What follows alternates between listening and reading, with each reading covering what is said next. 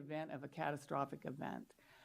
I just don't know any MOU, any performance standard, any goodwill, any safety training by our workers could in any way mitigate a catastrophic event which allowed for a release of this deadly chemical. And I will go to my friends in labor, when I see the orange vests in an audience, they're usually there because I organized you to be here to support a motion that I was doing either on the City Council of Los Angeles or at the County Board of Supervisors.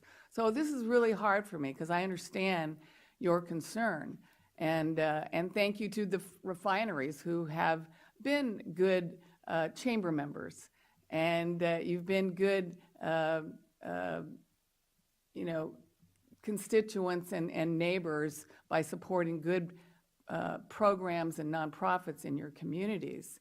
But the only reason we're, I believe, at this divide is because the refineries, though they haven't said it exactly,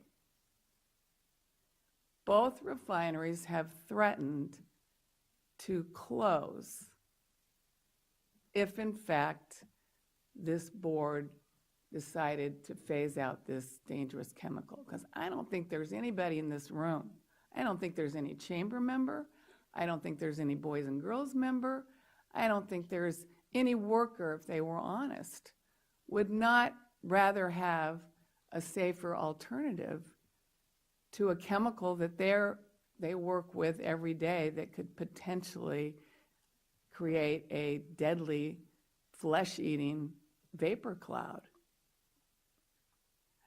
So for me, in my years of public service, this is one time I just feel like I've got to come down on the side of removing this chemical from your workplaces,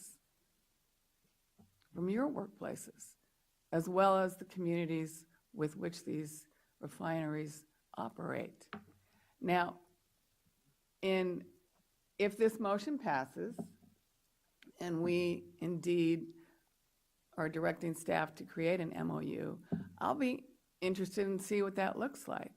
But I have a hard time believing we can actually enter into an honest MOU with these refineries, who have been less than transparent, in my opinion, on a number of issues.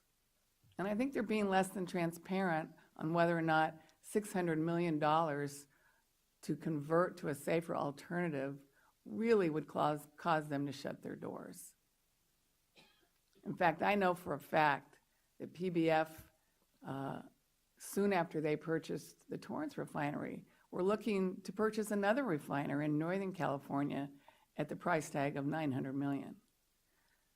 So I just don't believe that that price tag will cause them to close. They're too valuable to the industry.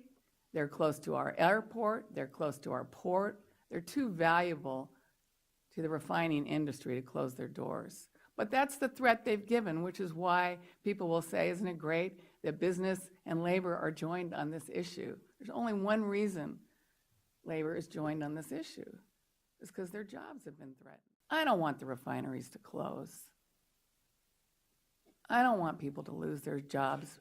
But colleagues, I've spent my entire political career hearing every time I proposed a clean air action plan at the port, every time I proposed zero-emission trucks on our freeways, every time I have fought to have project labor agreements in projects that I've insisted on, I've heard from the business community that I would be ending jobs, that I would be bringing civilization as we knew it to an end.